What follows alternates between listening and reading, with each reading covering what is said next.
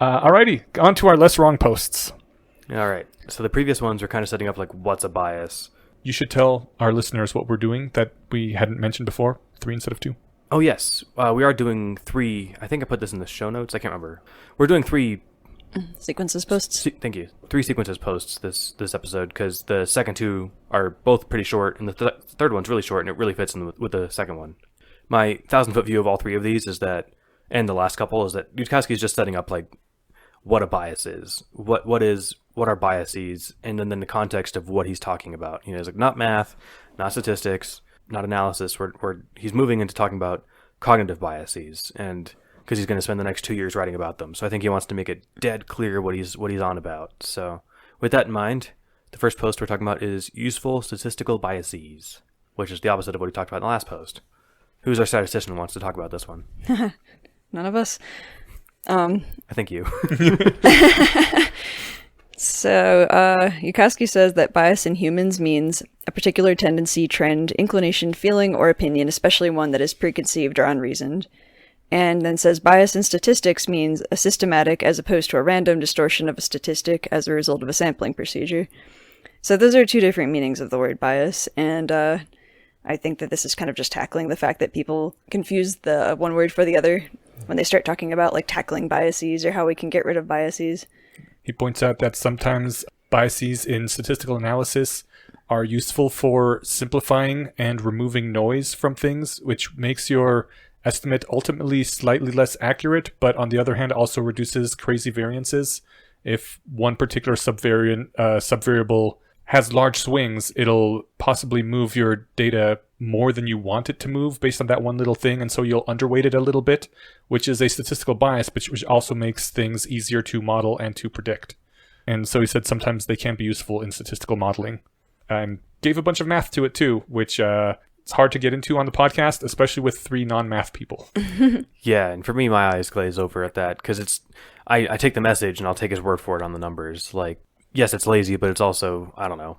I feel like if he was pulling the numbers out of his ass, somebody would have called him out by now, and I'm pretty sure that that's not what was going on. So, yeah, I think he's a math nerd. That's his, like, to him, that's easy. That's probably easier than talking in English, and he's good at talking in English. So, I don't have much to say about it other than he's laying out that there are cases, where statistical biases can be useful in the specific context of statistics. Yeah, it's accepted because you can't get precise data. You can't measure the bias's directions and magnitude, otherwise you'd subtract it out. So you'd try to get rid of bias in statistics too if you were able to. With cognitive bias, you do have some idea of the direction of your error, and the whole point of rationality is the attempt to subtract that out. Yeah. That's probably all we need to say about that. Yep. Moving on to... Error of crowds? The Error of Crowds. So this one is a direct response to The Wisdom of Crowds, which is a really fascinating book. Have you guys read it before? Or do you know about it, I guess? I know about it. I haven't read it either. Yeah. Basically, it gives a whole bunch of examples about places where everyone was trying to figure out something or guess something, and every single person was individually wrong, some more than others. But when you averaged all of their guesses, I guess, for lack of a better word, together, the average was startlingly close. Like, in a surprising way, in one case, they asked a whole bunch of people who were not experts in the subject, but who had some knowledge in the subject about where I believe it was a Russian sub went down. Because no one really knows where it went, but they know where there was last contact with it and what the sea currents were, and there have been some efforts to find it before, and everyone was off by quite a bit. But the surprising thing is, if you averaged what everybody said, the actual location was really close to that average guess, whereas everyone individually was off quite a bit.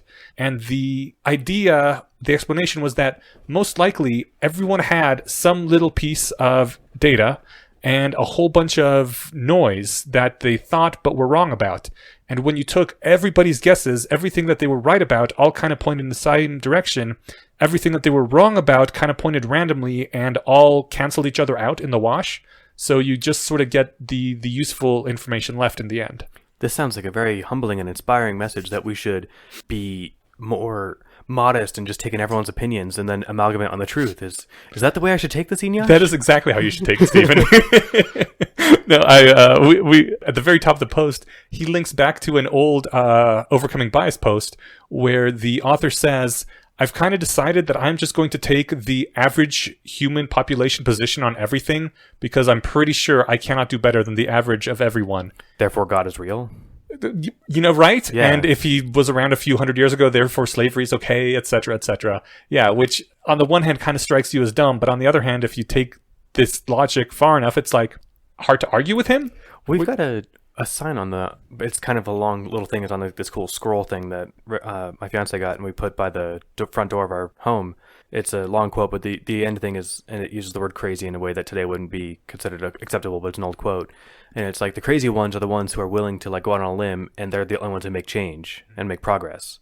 And this modesty argument here sounds like a great argument against that. Copernicus is crazy sort of thing, right? It looks like you were trying to say something too. Actually, like, I just lost my train of thought because I was thinking about that. Okay. I got sidetracked thinking about the sign being like, crazy people are the ones who make change, and you were saying that was not a accepted use of that word, but like, I feel like the people who are the people that make change tend to be like non-neurotypical, so like in a way it's still kind of correct. There was a guy who wrote a book, and he was on Drew Legalo's podcast. It wasn't about this controversy, it was about the actual content of the book, which I can't remember the actual name of, which tells something about it. The original name was How to Think Like a Crazy Philosopher, and there was enough pushback against that's ableist language, and that's putting down people with mental illness and stuff. And I think it's very clear from like the message of like, you know, how to think a crazy philosopher. Like, I get exactly what he's trying to say, and I feel like no one can say in good faith that they didn't get what he was saying. It was just whatever, Twitter mob. Not to say that there's not a mean way to use the word crazy, but that's not what I'm doing. Yeah, that's not using it as a pejorative. I don't think so either. If anything, it was like you want to think like a crazy philosopher, not like you want to have manic depression, right? So, anyway, yeah, that's what I was getting at with the crazy on there being not necessarily something everyone would be on board with. It's interesting, the words that become taboo over time. Yeah. Yeah, and in 10 years, somebody will be Twitter mobbed for using the word crazy in a tweet in 2019, right? So I don't think it'll take 10 years. I'm pretty sure it'll be next year.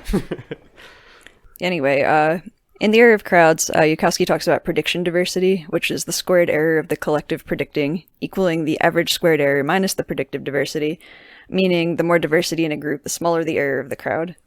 Then he asks, why should the bias variance decomposition be relevant to modesty? Because it seems to show the error of averaging all the estimates together is lower than the typical error of the individual estimate. But then he goes to say that you shouldn't be more modest and compromise a little based on this, because predictive bias assumes that actors aren't predicting like Bayesians.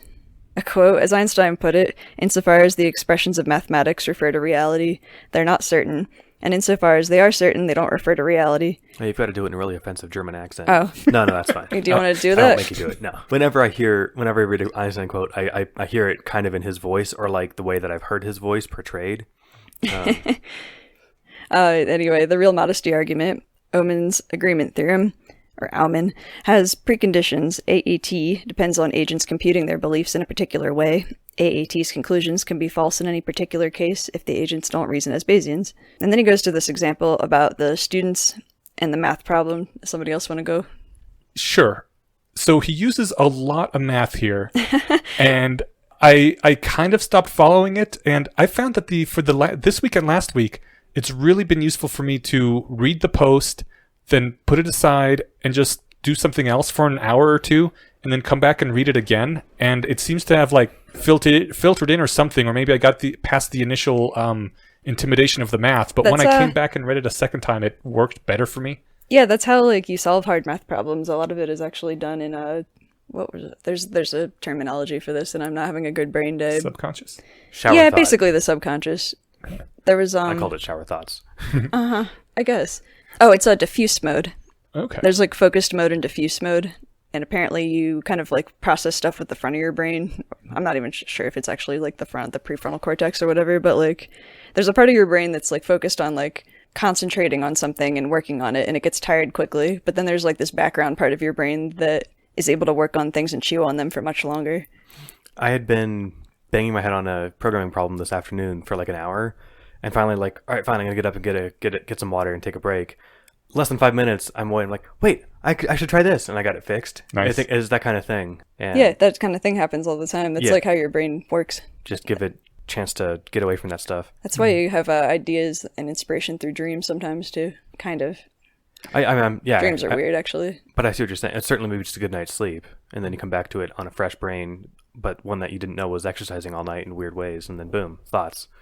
So what I got out of this after I got past all the math was that Eliezer really dislikes this whole wisdom of the crowds thing and thinks that, well, he said in the previous post that he suspects these might be cherry-picked examples and this isn't as useful as they were claiming in the book, but he uses math to reduce this to an abductio ad absurdum, which I think wasn't really needed because in the very top of the post, he linked to that guy who said, I'm going to take the average of all human opinions on everything in all seriousness. And Steve and me were both like, aha, well, that shows how ridiculous this is. That was our reducto right there. We didn't need all the math. But he goes and he posits this. I think he's proving his case with numbers. Exactly. So yeah. Yeah, He went and posits this case where it's a very specific case with a math problem and a classroom, and the math problem has like a gotcha in it. So all the students will get the wrong answer, but they'll all get it in one direction, but they don't know which direction it's in. And the score that the teacher will give them is based on the square root of their error, which means that with all this piled on top of each other, means that if the students have the option to either talk with each other about the problem and try to figure things out and get a better answer, or to plug their ears while everyone else is talking so that they can't hear anything and just go with a random answer, such as their own, that they're better off plugging their ears. Because in all the other examples given, once everyone pooled everything, pooled their data, pooled their guesses, they came up with something better. In this case, if they all did that, they would come up with something worse since the score was based on the square root of the difference. Anyway, it's a bunch of complicated math stuff, but Eliezer's reductio here is that here is a specific situation where increasing your knowledge of something will also make you worse off. So the best thing you can do is not get more knowledge and go with the dumber answer that you had. And I see how he did that with math, and I can see how if you've proven that in one case this is absolutely absurd, you have just proven that this is not a rule that always holds, but I didn't really need that, and it was such a fringe edge case that it also really didn't do much for me. I think it's much more compelling to people who are high into math and would understand this on a more intuitive level, why it's so breaky. Whereas for me, just that top blog post was more impactful than obviously it was for Eliezer. Yeah, I'm not super mathy, but I actually wasn't like really convinced until I got to the math problem part. Oh, really? I think then that's why he put it in there. I think you're more mathy than you give yourself credit for. If it landed for you, that's the way it was intended. Maybe he wasn't just flexing his math. I actually summarized this article as Yudkowsky's annoyed by some commonly held notions of prediction diversity and decides to destroy it with math. You know, at the end, he does point out that he thinks the students should actually talk to each other, but then goes on to say that says something more positive about the value of conversation and not about averaging answers. I think it just annoys him that, like, this idea of, oh, well, we should always average answers, like, that's not how you would solve a math problem. That's not how you should solve problems of reality either, because you might come across one of these kinds of cases where there is some kind of gotcha in reality, like the evidence does all lean in a weird direction for some reason. You want to actually be calibrating as like best as you can. He's not just going off of a heuristic, like, well, if we just average everybody's answers, then it seems to do good. He's spent a number of posts now kind of laying the groundwork for sometimes the massive people are wrong and you have to be revolutionary and think in weird ways. Yeah, and that's going to be kind of a recurring theme over all those sequences. So, next one? Yeah. All right, next one's short, and it's just sort of another example or another framing of the previous post. That's why I wanted to lump it into this one. Yeah, can I summarize this one? Yeah, please. And then we can do our like experiment. Yeah. See if I can do a short version. In this article, Yudkowsky... This one was called "The Majority is Always Wrong." The Majority is Always Wrong, which was about kind of pondering the anti-majoritarian effects, by which he means instances where the most popular idea or tool is not actually the best idea or tool. So, like, of course he noticed it. He was talking to a coworker about probability and thought that it was really odd that frequentism, which is the predominant view in mainstream statistics, is the worst of the three major alternatives. He brings up another example where the Dvorak, I don't know if I'm saying that correctly, but it's a keyword structure, which is seemingly easier on the fingers than the ones that we all, like the standard one we use, the QWERTY. Dvorak was specifically designed so that the keys that are used most in the English language are directly under your fingers, and the less often a key is used, the further away it is, as opposed to the QWERTY keyboard where only one of the vowels is directly under your fingers, which is ridiculous. And you have to reach like a madman for some of these letters that are used a ton, whereas you barely have to reach at all for use Q, which whoever uses Q, right? Yeah, he then asserts, in any case where you've got, 1, a popularity effect, it's easier to use something other people are using, and 2, a more dominant alternative, plus a few small niche alternatives, then the most dominant alternative will probably be the worst of the lot, or at least strictly superior to none of the others. And then he asks the commenters to think of counterexamples. He gave the example of Macs and PCs, which this was back in the day. Younger listeners will have to remember that. PCs were really popular and were used by a ton of people. Macs were kind of a niche that not too many people used. And there was an old saying that Mac users had that saying, if Macs really were worse than Windows PCs, no one would use them. The point being that there is a big popular thing that everyone uses, and there's a small thing which only some people use. There's a lot of pressure to use the thing that everyone uses due to network effects. Everyone is using Windows, everyone is using Word and Excel, so you can transfer files between those easily. So the popular thing has a lot of staying power. If there is a smaller group that is worse, no one is going to use that because in addition to not having the popularity drive behind it, it's actually worse. It would have to be better than the popular thing for anyone to use it at all. And just like now, Macs are always more expensive. Right. So like, if you're going to shell out 3 times the cost for a computer that's also worse, then they'd all be idiots. And so they're kind of just observing that if it was worse and more expensive and didn't have all these benefits, nobody would be doing it. That proves that there's something there. What else could explain it? You know, some weird hipsterism? I guess people like people listening to records? Kind of. Robin Hanson had a pretty good answer to that in the comments. He said that less popular choices must have advantages to compensate for their unpopularity, but it doesn't mean that they're better. Many small religious sects are bound together stronger for being persecuted minorities, and that bond may well be the advantage that they seek. And you can probably think of more examples in that vein. Yeah. Where something being small and niche, like that kind of hipsterism. Yeah, that was actually a good intuition pump. I didn't read the comments. That would have been giving me something to think about. Because, yeah, I mean, I think the records thing might be something to run with a little bit there. Because, yeah, then at the end he challenges people to think of their own examples. And I threw out some jokey ones and one serious one. But what was the serious one? I think Ford versus, like, Honda and Subaru. Is Ford more popular? I don't know which is more popular. I guess I should have looked that up, or at least had some idea before I think about it. I just know that people buy Fords, people buy Hondas. Since the cost is roughly about equal, to me it's a no-brainer. I don't know a ton about cars, but I've worked on some of several kinds, and I've just seen how long they last. And my understanding, I haven't lived long enough to drive a lot of cars to the grave, but if your Ford is going 150,000 miles, that's like really good. If your Honda makes it 300,000, that's really good. Mm-hmm. It's like you're getting twice as long of life out of this car. But yeah, I don't know, people still buy records, but they're not buying it. Well, I guess they're buying it for the signaling value of, yes, I listen to records. Cannonball Jenkins was on and made a joke about that once. He said he was listening to his record. Yes, I listen to records. I'm better than you. But he did yes, it. I am better than you. Yeah, he did say that, but he was doing it in a nudge, nudge, wink, wink way.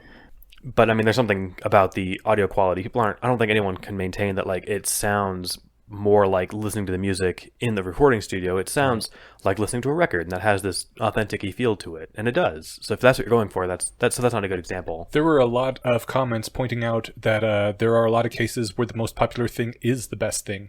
I think that's fair. Yeah, I mean, that sounds like it would be also sort of tautological, right? Like, of course the best thing is going to win out a lot. So, I don't know. I don't have a great example. I thought we could kind of do this on the fly, but I'm way more tired than I thought I was going to be. Yeah, I kind of was able to think of examples where somebody might want to buy something because it's cheaper.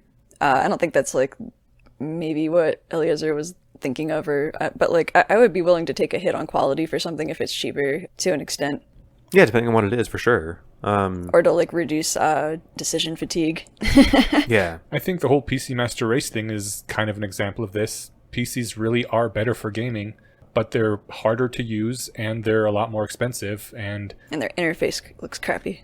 And that's why everyone buys consoles instead. I was going to bring up that example too, but I thought that there's conversation there, I guess, because I don't game on a PC because I don't own a PC, but I guess I don't play games enough to invest in a good gaming PC. Like, I could buy a $400 desktop PC and game on that, but then I'm not getting what the real true gamers are getting out of it. You know, Yeah. I need a $700 graphics card just to play this at the ultimate res that only the PC can visualize.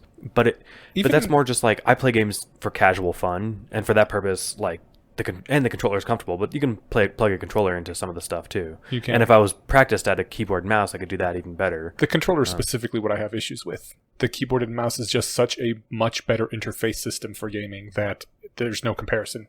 Which is why I don't think it's even that important to have the best gaming card. I mean, you can if you're really into it and you want things to be ultra beautiful, but even like with not the top of the line graphics, I still think PCs are better. I'd rather have a PC that costs more and has worse graphics than my PS4 or my Xbox than to have the Xbox, because I could use a controller. Not a controller, but I could use a mouse and keyboard. I just value having my video games separate from my like work. Okay. That was the reason that I would get a console. So it's in another room and it's got this specific video game time context. Yeah. I guess I've been a console gamer since I was a kid. Like I got my first Sega Genesis when I was under 10 years old, well under, I think. And there wasn't Sonic the Hedgehog on a PC in 1996. Like I doubt it. No, I don't think so. You know, I think it was just sort of, for me, like historical effects, and then cascades through the rest of your life where, you know, you mentioned how like coworkers are like family and stuff. So when I was at the pizzeria, the only reason I got an Xbox One was because all my coworkers were getting it and I wanted to continue playing games with them. Yeah. So since you couldn't play from any other game console or gaming platform, whether PC or whatever, and play the next Call of Duty with your friends, then I had to get the Xbox. Yeah, I don't know. I would have been able to think of examples or make case for like maybe iPhones over Androids or something. But that case is getting flimsier and flimsier over the last few years. So I'm out of steam. I can't think of one. Yeah. We should wrap this up then. Probably about time to do that. Yeah, we got some stuff covered here. The Less Wrong posts that we will be reading next week are Knowing About Biases Can Hurt People and Debiasing as Non-Self-Destruction.